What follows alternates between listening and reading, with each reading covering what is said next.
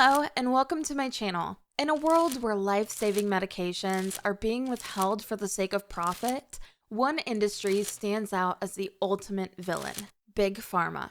From price gouging to unethical marketing practices, the pharmaceutical industry has a long history of putting profits before patients. But how did we get here? How did the industry that is meant to cure our ills become known as the epitome of greed and corruption? Started in the early 20th century, when the pharmaceutical industry was still in its infancy. At the time, pharmaceutical companies focused on creating and selling drugs that addressed acute medical conditions, such as infections and injuries. However, as the industry grew and developed more complex and specialized medications, it also faced scrutiny for its business practices. Profits over patients. One of the main criticisms of Big Pharma is that it prioritizes profits over patients. In 2020, the top 10 pharmaceutical companies made a staggering combined profit of over $400 billion. That's a lot of money, and it's even more shocking when you consider that these same companies spent twice as much on marketing and advertising as they did on research and development. This suggests that they are more focused on promoting and selling their products than on finding new and innovative ways to improve our health. Also, some pharmaceutical companies have been accused of charging exorbitant prices for life-saving medications, making them unaffordable for many people. The issue has been particularly controversial in recent years, as the cost of prescription drugs in the United States has skyrocketed, leading to calls for reform from patient advocacy groups and lawmakers. According to a report from the Kaiser Family Foundation, the cost of prescription drugs in the United States has increased significantly in recent years, with the price of some medications rising by over 1,000% in a single year. This trend has hit patients hard, with many being forced to choose between paying for their medications or paying for other necessities, such as rent and food. In fact, a survey conducted by the National Center for Health Research found that nearly half of all Americans have trouble paying for their prescription drugs, and 1 in 4 have skipped a dose or not filled a prescription due to cost.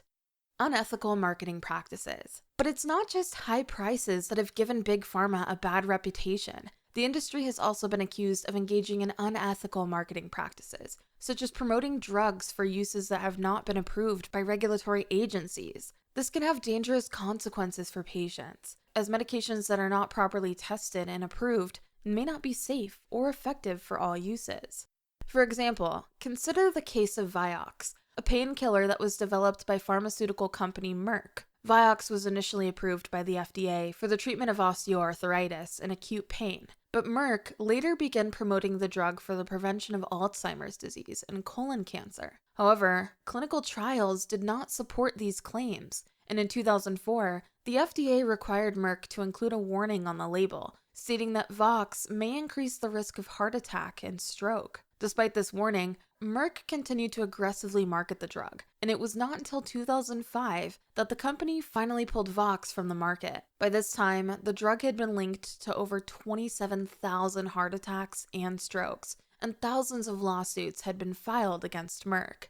In addition to promoting drugs for unapproved uses, Big Pharma has also been accused of cozying up to physicians and other healthcare providers in an effort to influence their prescribing habits. This can lead to doctors prescribing medications that may not be the most appropriate for their patient, but are more lucrative for the pharmaceutical companies. The next points that I will be sharing next will further unveil the dark practices of the pharmaceutical industry and what they do to ensure they keep making money. Keep watching. Exploiting patients. Have you ever heard of pharmaceutical companies exploiting patients? It might sound a little confusing, but there are actually a few different ways that this can happen. One way is when a pharmaceutical company obtains a patent on a minor modification of an existing drug. This means that they have the exclusive right to sell that drug for a certain period of time. By doing this, they can block generic competitors from entering the market and selling cheaper versions of the same drug. This can lead to higher prices for consumers and can make it harder for people to get the medications they need. In the early 2000s, pharmaceutical company AstraZeneca was criticized for obtaining patents on minor modifications of its ulcer drug Nexium. in order to extend its market exclusivity. This led to a delay in the entry of generic competitors and contributed to the high price of the drug. Another way that pharmaceutical companies can exploit patients is through a practice called evergreening. This is when a company obtains multiple patents on the same drug in order to extend its market exclusivity. They might do this by getting patents on new drug uses, new formulations, or new methods of administering it. This can help the company keep their monopoly on the market for longer, but it can also make it harder for people to access affordable medications. In the 1990s, pharmaceutical company Pfizer was accused of evergreening its cholesterol-lowering drug, Lipitor, by obtaining multiple patents on the drug in order to extend its market exclusivity. Pfizer was also criticized for obtaining patents on new uses for the drug, such as preventing heart attacks and strokes, in order to extend its market exclusivity. A third way that pharmaceutical companies have been known to exploit patients is by creating what's called a patent thicket. This is when a company obtains a large number of patents covering different aspects of a drug or a drug production process. By doing this, they can create barriers to entry for potential competitors, making it difficult and expensive for other companies to develop and sell generic versions of the same drug. In the 2010s, pharmaceutical company Allergan was criticized for engaging in patent thickets in order to protect its best-selling drug, Restasis, which is used to treat dry eye. Allergan obtained a large number of patents covering different aspects of the drug, including the active ingredient, the production process, and the method of administration. This made it difficult for generic competitors to enter the market and sell cheaper versions of the drug. Do you know why pharmaceutical companies engage in this? It's simply because it is profitable to them, but the sad truth is that they can also have negative consequences for patients and the healthcare system as a whole. Higher prices and limited access to medications can be a big problem, especially for people who rely on prescription drugs to manage their health. Overall, the story of Big Pharma is one of an industry that has grown immensely powerful and profitable, but also one that has faced numerous allegations of wrongdoing and unethical behavior. While there are certainly many talented and dedicated professionals working in the pharmaceutical industry, the actions of a few have given the entire industry a bad reputation. The question remains, will Big Pharma continue to put profits before patients?